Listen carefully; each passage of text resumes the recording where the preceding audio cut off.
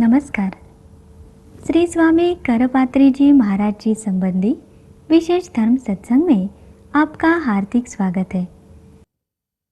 पिछले शतक में भारत भूमि में कलुषित वातावरण एवं अल्प सहयोग में सनातन धर्म, संस्कृति, वेद, शास्त्र, मंदिर, गौ ब्राह्मण, यज्ञ एवं आस्तिकवाद के रक्षार्थ जनसाधारण में व्यापक प्रचार एवं संघर्ष करने के व्यापक कार्य का संपादन एक महान संत ने किया। वे हैं विश्ववंद्य धर्म सम्राट श्रीमद् परमहंस परिव्राजकाचार्य परम वितराग यति चक्र चूड़ामणि अनंत श्री विभूषित दंडी सन्यासी श्री हरिहरानंद सरस्वती श्री स्वामी करपात्री जी महाराज। उनके संबंध में जानकारी देने वाले इस विशेष धर्म सत्संग में सर्वप्रथम समझ लेंगे महाराज श्री का जन्म, बाल्यावस्था एवं गृहस्थ जीवन के विषय में। महाराज श्री का जन्म वर्ष 1907 श्रावण शुक्ल द्वितीया रविवार के दिन हुआ। बालक का नाम रखा गया हर नारायण। बाल्यावस्था में ही संत महात्माओं के प्रति उनमें स्वाभाविक आकर्षण था। अनेक बार वे साधुओं के साथ जाने भी लगते, परंतु परिवार के लोग उन्हें वापस पकड़कर ले आते। उनके पिताजी ने अल्पायु में ही इनका विवाह संस्कार कर दिया। उन्हें आशा थी कि विवाह होने के उपरांत सामान्य रूप से घर गृहस्थी के कार्यों में वे आसक्त हो जाएंगे। एक कन्या का जन्म हुआ। कुछ ही दिनों पश्चात महाराज श्री घर से निकल पड़े। परिजनों ने इन्हें पुनः घर लौटाने का बहुत प्रयत्न किया, परंतु उनमें उत्कट वैराग्य जागृत हो चुका था।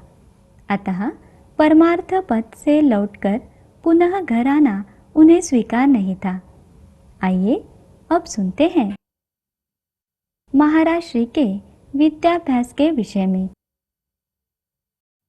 स्वामी श्री विश्वेश्वरानंद जी महाराज श्री के विद्या गुरु थे। महाराज श्री ने लगभग 2 वर्षों में ही व्याकरण, न्याय, सांख्य और वेदांत की शिक्षा ग्रहण की। उनकी प्रतिभा प्रखर थी। विषय को केवल एक बार देखने से ही वह उन्हें अनायास आत्मसात हो जाता। आइए अब सुनते हैं महाराज श्री की तप साधना के विषय में।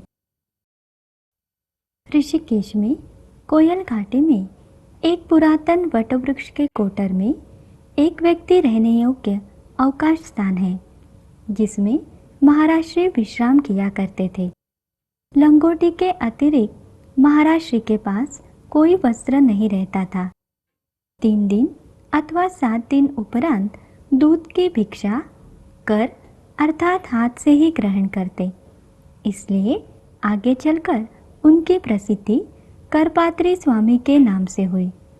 महाराज श्री ने विविध प्रकार की योगिक क्रियाएं भी संपन्न की। एक बार उनसे पूछा गया, महाराज ये सब आपने क्यों किया? उन्होंने उत्तर दिया, कौतूहलवश। हमने देखा कि इन सब में क्या तत्व है। आइए अब सुनते हैं महाराज श्री द्वारा दंड ग्रहण करना व धर्म कार्य हेतु शंकराचार्य का पद न स्वीकारना।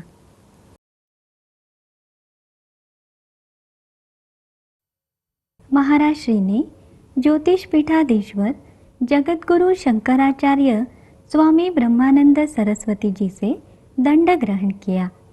अब वे स्वामी श्री हरिहरानंद सरस्वती बन गए। उस समय उनकी आयु थी 24 वर्ष। ज्योतिष पीठाधीश्वर जगतगुरु शंकराचार्य स्वामी ब्रह्मानंद जी ने यह निर्णय लिया कि उनके बाद उत्तरान्माय ज्योतिषपीठ शंकराचार्य के पद पर स्वामी जी को ही आरूढ़ किया जाएगा। परंतु महाराज श्री का लक्ष्य धर्म के रक्षा में कटिबद्ध होना था। आवश्यकतानुसार देश, काल, परिस्थिति के आधार पर वे संघर्ष के लिए भी तत्पर थे।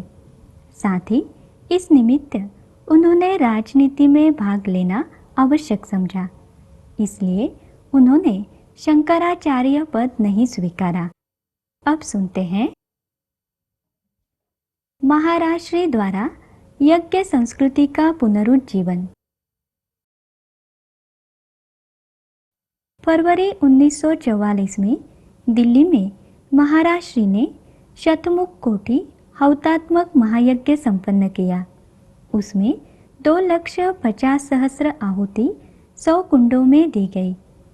नवंबर 1944 में इस कालावधि में उन्होंने काशी में सर्ववैदिक शाखीय रुद्र महायज्ञ संपन्न किया।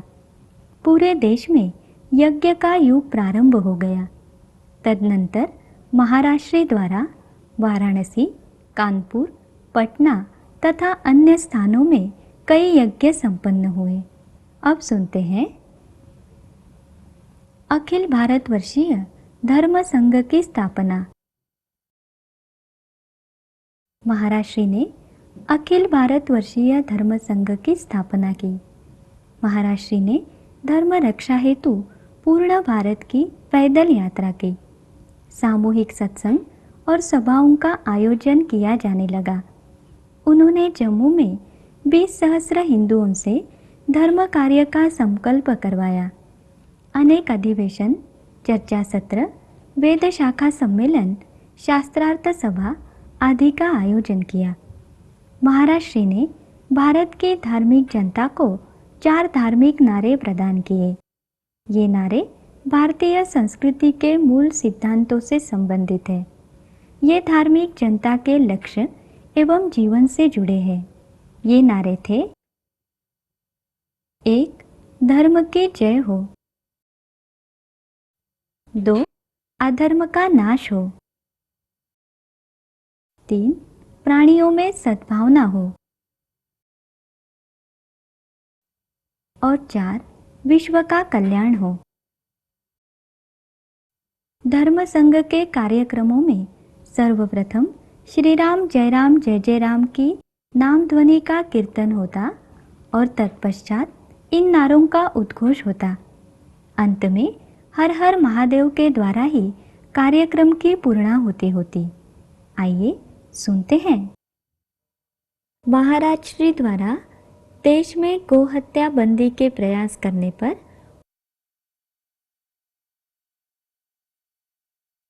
उनको कारावास होना एवं उन पर बंदियों द्वारा आक्रमण होना।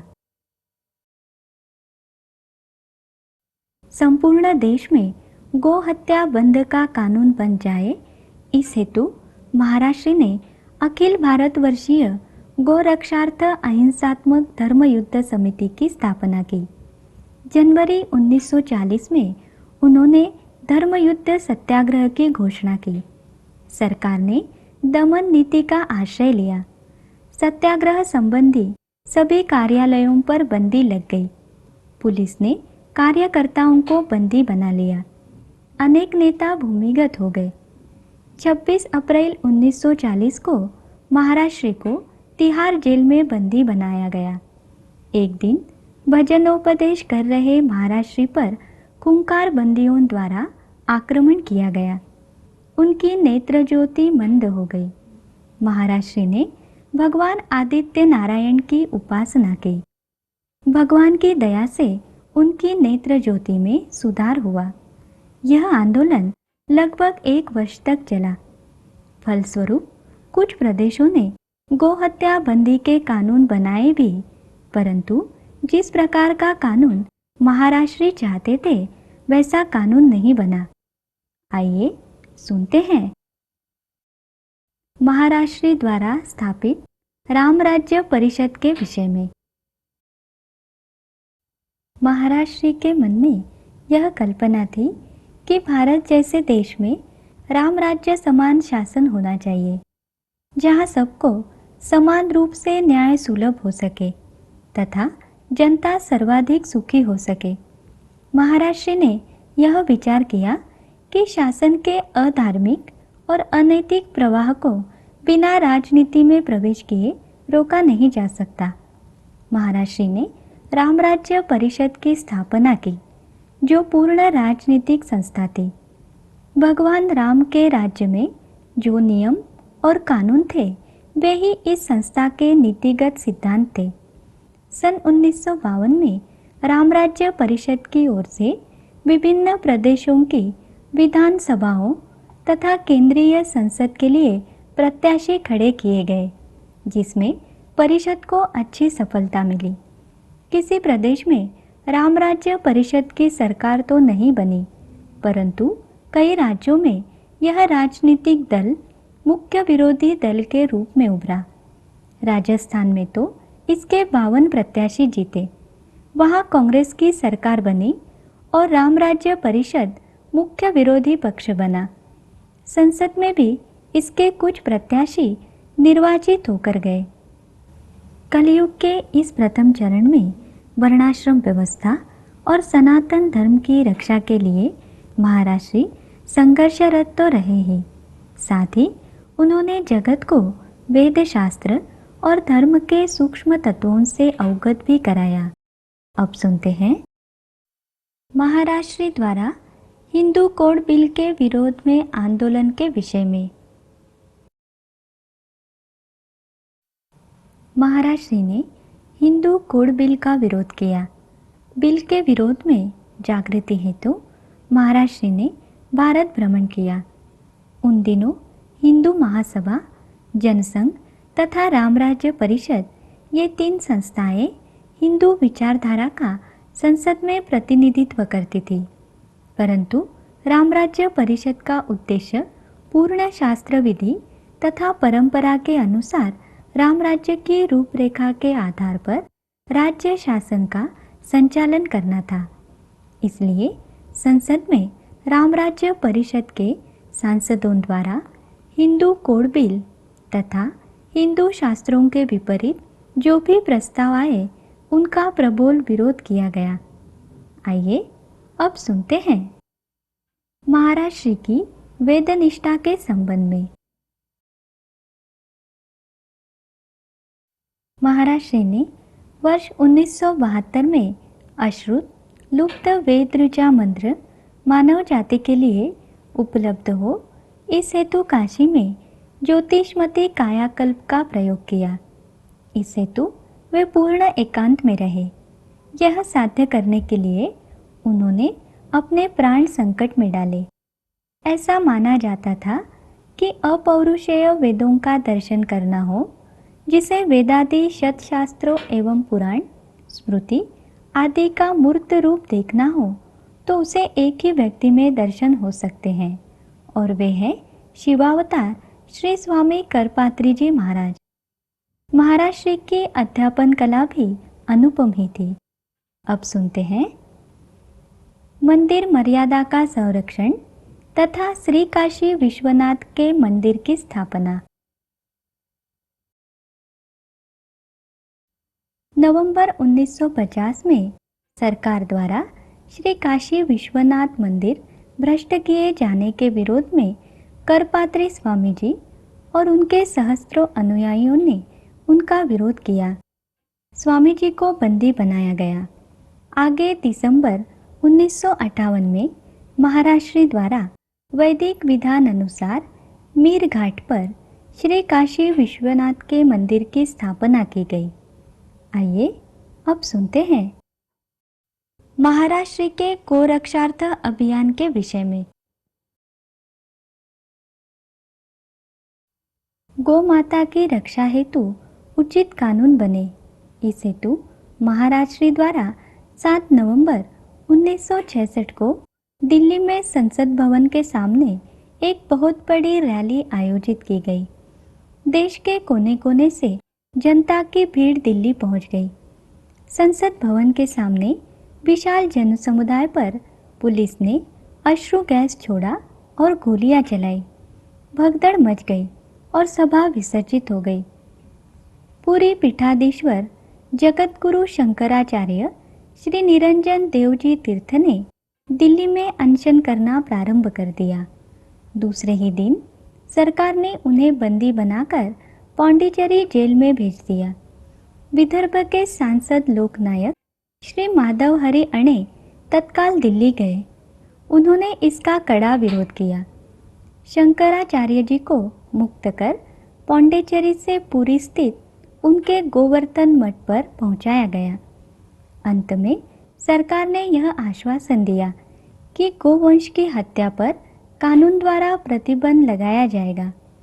आंदोलन समाप्त हुआ।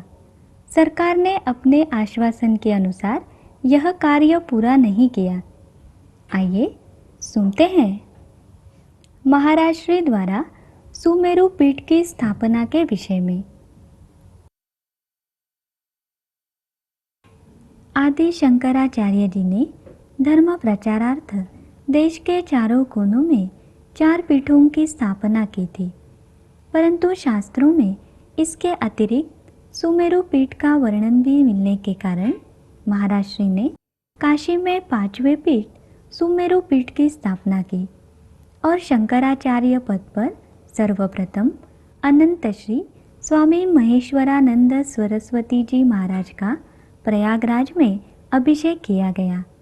आइए अब सुनते हैं महाराज श्री की दिनचर्या के विषय में। महाराज श्री रात्रि में 1 बजे प्रायः प्रतिदिन उठ जाते और तत्काल स्नान कर समाधि में बैठ जाते। प्रातः 3 बजे शौचादि कृत्यों से निवृत्त होकर पुनः स्नान करते तथा 3:30 बजे से 5 बजे तक 4-5 मील पैदल घूमने का कार्यक्रम चलता। भ्रमण के समय आगमोक्त स्तोत्र पाठ तथा जप चलता रहता। प्रातः 5 बजे से 8 बजे तक पूजन अर्चन की क्रिया संपन्न होती। यात्रा में भी इस कार्यक्रम का निर्वाह वे पूरी तत्परता से करते। महाराज की पूजा अर्चा प्रतिदिन 3 बार होती थी, प्रातः 8 से 12 तक तथा सायं 6 से 7:30 के मध्य मिलने जुलने तथा पठन पाठन, स्वाध्याय और लेखन आदि का कार्य होता। 24 घंटों में एक बार सायंकाल लगभग 5 बजे सूर्यास्त के पूर्व महाराज की भिक्षा होती थी। सभी ऋतुओं में वे प्रायः एक चादर ओढ़कर ही सोते। वे प्रत्येक एकादशी को निर्जल व्रत रखते। मार्ग में या कहीं भी भीषण से भीषण ग्रीष्मकाल या आपातकाल में भी वे एकादशी को जल ग्रहण नहीं करते। यह क्रम लगातार 60 वर्षों तक चलता रहा।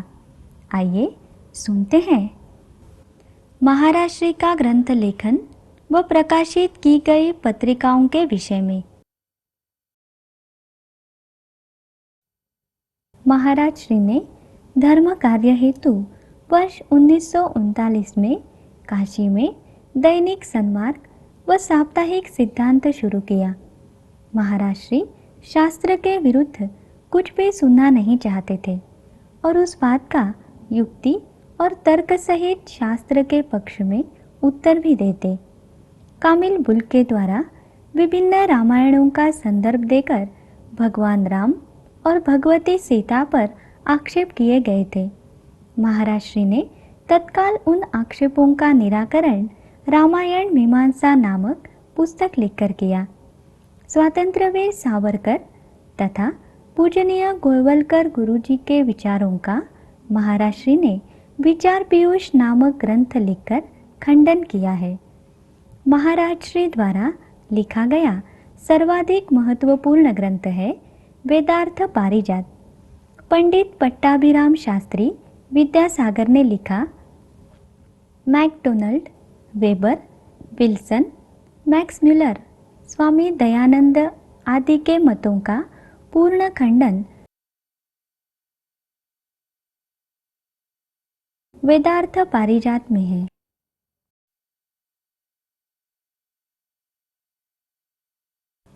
महाराज श्री के अन्य ग्रंथ है शांकर भाष्य, आक्षेप और समाधान, भागवत तत्व, समन्वय साम्राज्य संरक्षण, वेद स्वरूप व प्रामाण्य, वेद प्रामाण्य मीमांसा, अहमर्थ व परमार्थ, वेद स्वरूप विमर्श, चातुर्वर्ण संस्कृति विमर्श, हिंदू कोड बिल प्रमाणों की कसौटी पर, इसके अतिरिक्त संस्कृत ग्रंथ मार्क्सवाद व रामराज्य और तांत्रिक ग्रंथ श्री विद्या रत्नाकर की रचना भी उन्होंने की। महाराज श्री का लेखन कार्य अंत तक चलता रहा। अब सुनते हैं महाराज श्री के देह त्याग के विषय में। 7 फरवरी 1982 रविवार माघ शुक्ल त्रयोदशी प्रातः लगभग 8 से 9 बजे के अंतराल में महाराज श्री स्नान पूजा से निवृत्त होकर केदार घाट स्थित भवन में ऊपरी माले के अपने पूजा कक्ष में बैठे। वे दुर्गा सप्तशती का पाठ सुन रहे थे। उसी समय अनायास बिना किसी पूर्वाभास के महाराज श्री अपने नश्वर शरीर का परित्याग कर ब्रह्मीभूत हो गए। उस समय कक्ष में पाठकर्ता के अतिरिक्त अन्य कोई नहीं था। दिनांक 9 फरवरी 1982 में उनके पार्थिव को पूरी पीठाधीश्वर जगतगुरु शंकराचार्य स्वामी निरंजन देव तीर्थ द्वारा जल समाधि दी गई। वेदनिष्ठ शास्त्रानुसार धर्म की संस्थापना और उसकी रक्षा हेतु प्रयत्नरत श्री स्वामी करपात्री जी महाराज को वंदन करते हैं। उनसे धर्माचरण हेतु हमें प्रेरणा मिले।